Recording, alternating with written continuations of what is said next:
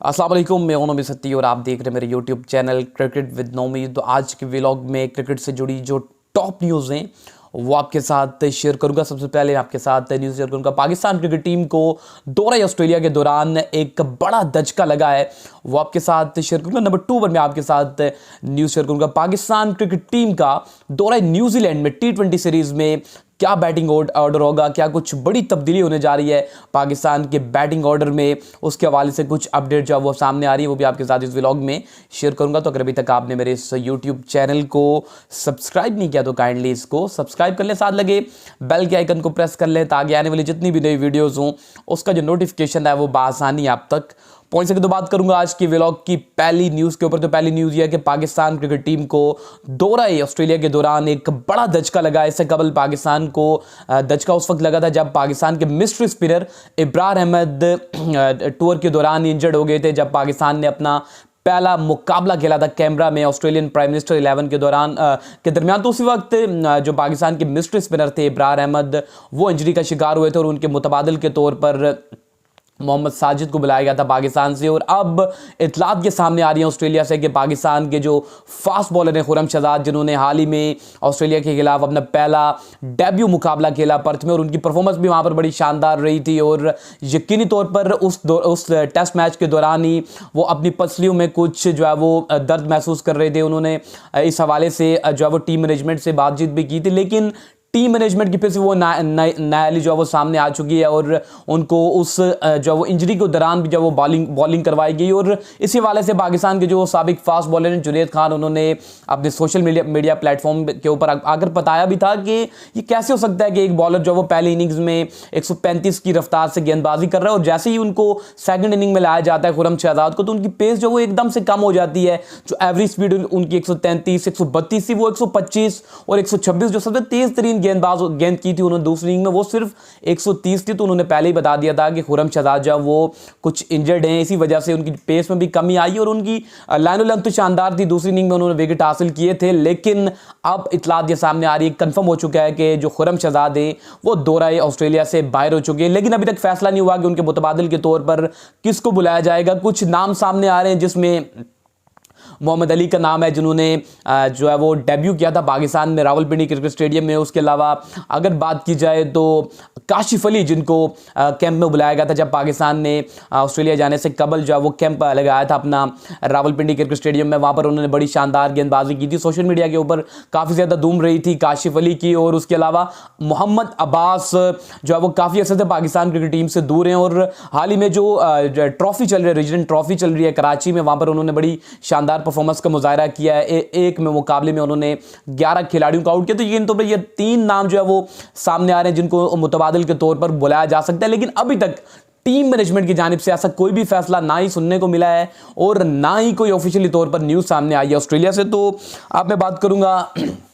Number 2 पर। बड़ी important खबर है कि पाकिस्तान क्रिकेट टीम का बैटिंग ऑर्डर क्या होगा न्यूजीलैंड के खिलाफ, क्योंकि पाकिस्तान को ऑस्ट्रेलिया के फौरन बाद न्यूजीलैंड चले जाना है, जहां पर जनवरी में पाकिस्तान को 5 T20 मुकाबले खेलने वर्ल्ड कप के सिलसिले में। और यकीनी तौर पर 17-19 स्क्वाड का ऐलान भी कर दिया गया। पाकिस्तान के चीफ सेलेक्टर हैं वहाब रियाज और उनके जो कंसल्टेंट हैं कामरान अकमल की जानिब से, और यकीनी तौर पर उसमें 3 से 4 ओपनर्स जो उनको शामिल किया गया है, जिसमें पहली मरतबा पाकिस्तान की टीम में 3 विकेट कीपर शामिल हैं, जिसमें हसीबुल्ला पहली बार सेलेक्ट हुए हैं, उसके अलावा मोहम्मद रिजवान और उसके अलावा आजम खान, ये 3 विकेट कीपर शामिल हैं, जिसमें से हसीबुल्ला भी ओपनिंग करते हैं डोमेस्टिक में, लेकिन PSL में वो मिडिल ऑर्डर में खेलते हैं पेशावर जल्मी के लिए। उसके बाद अगर बात की जाए तो साइम अयूब भी ओपनर है, फखर जमान भी ओपनर है, मोहम्मद रिजवान भी ओपनर है और बाबर आजम और उसके अलावा साहबजादा फरहान जो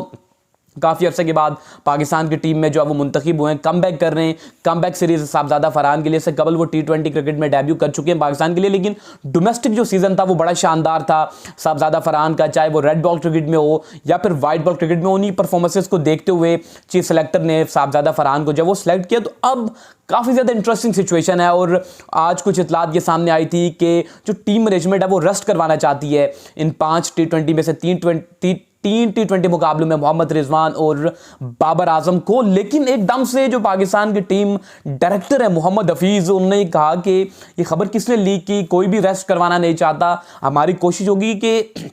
बाबर आजम और मोहम्मद रिजवान जो पांचों मुकाबले खेले, जो न्यूजीलैंड के खिलाफ ने 5 T20 मुकाबले खेले, तो यकीनी तौर पर काफ़ी ज़्यादा क्रिटिसाइज़ किया जा रहा है मोहम्मद हफीज़ को, क्योंकि जब वो टीवी के ऊपर बैठते थे तो वो उनके जो पॉइंट ऑफ व्यू था वो अलग होता था। उस वक्त कहते थे कि हमें इस तरह के स्ट्राइक रेट के प्लेयर चाहिए, हमें एग्रेसिव प्लेयर चाहिए, लेकिन जब वो टीम डायरेक्टर बन गए तो अब जो यकीनी तौर पर कुछ और बात कर रहे हैं उस ओहदे पर बैठ कर, तो यकीनी तौर पर अब ये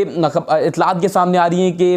बैटिंग ऑर्डर जो वो तब्दील हो सकता है। और अगर बात की जाए तो रिजवान या फिर बाबर आजम में से एक कोई जो प्लेयर है वो ओपनिंग के लिए आएगा, एक को वन डाउन जाना पड़ेगा। तो यकीनी तौर पर मेरे जितने भी व्लॉग्स होते हैं, आप लोग मुझे फॉलो करते हैं यूट्यूब पर, तो यकीनी तौर पर मैं कभी भी क्रिटिसाइज़ नहीं करता, बहुत ज़्यादा कम क्रिटिसाइज़ करता हूँ। ज़्यादातर मेरी कोशिश होती है कि आपके लम्हा बलम्हा अपडेट पहुँचाया जाए क्रिकेट के हवाले से, लेकिन यहाँ पर क्रिटिसाइज़ बनता है और क्रिटिसाइज़ करना पड़ेगा बाबर आजम और मोहम्मद रिजवान को। दोनों सीनियर खिलाड़ी हैं और कई मुनफरिद रिकॉर्ड जब उन दोनों खिलाड़ियों ने अपने नाम कर रखे हैं और काफ़ी ज़्यादा खिदमत है पाकिस्तान के लिए दो खिलाड़ियों की। लेकिन अब जब पाकिस्तान को वर्ल्ड कप 2024 की टीम तैयार करनी है, प्लेइंग 11 तैयार करनी है, तो यकीनी तौर पर इन दोनों को ओपनिंग स्लॉट से हटना होगा और किसी नए खिलाड़ी को जो वो मौका देना होगा, जिसमें साइम अयूब बड़ी शानदार फॉर्म में, उसके अलावा साहबजादा फरहान अपनी लाइफ की सबसे ज़बरदस्त फॉर्म में, उसके अलावा फ़खर जमान को अगर आप चौथे नंबर पर खिलाएंगे तो यकीनी तौर पर यह उनके साथ ज्यादती होगी। आपने देखा कि जब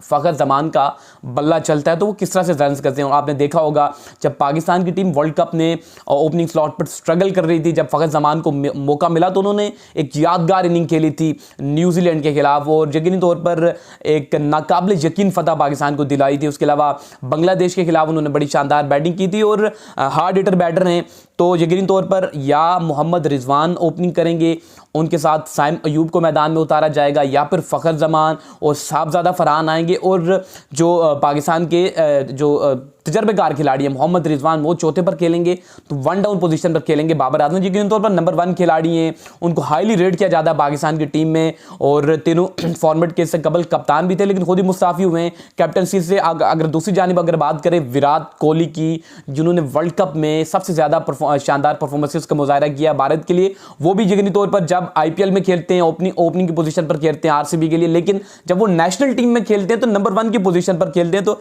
यकीनी तौर पर बाबर आजम को नेशनल टीम के लिए सोचना होगा। अपनी अगर पाकिस्तान की टीम ने अपनी बेंच स्ट्रेंथ जो है वो उसको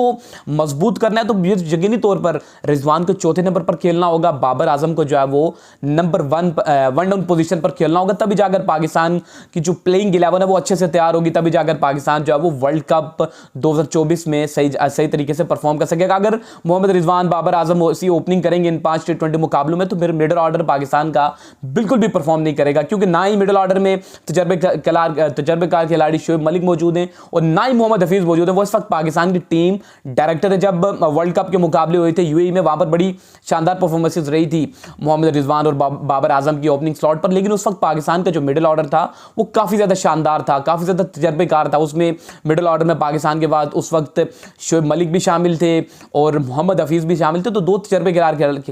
खिलाड़ी शामिल थे। अगर इस सीरीज में अगर बाबर आजम और रिजवान ओपनिंग करेंगे तो पाकिस्तान का जो मिडिल ऑर्डर है वो बिल्कुल जीरो हो जाएगा और पाकिस्तान की जो परफॉर्मेंस होगी वो बहुत ज़्यादा खराब हो सकती है। तो यकीनी तौर पर टीम मैनेजमेंट को भी सोचना होगा, बाबर आजम को भी सोचना होगा और मोहम्मद रिजवान को भी सोचना होगा अपनी पोजीशन के हवाले से। तो इस तरह की मजीद अपडेट हासिल करने के लिए, इनसाइड न्यूज़ हासिल करने के लिए काइंडली मेरे इस यूट्यूब चैनल को सब्सक्राइब करें।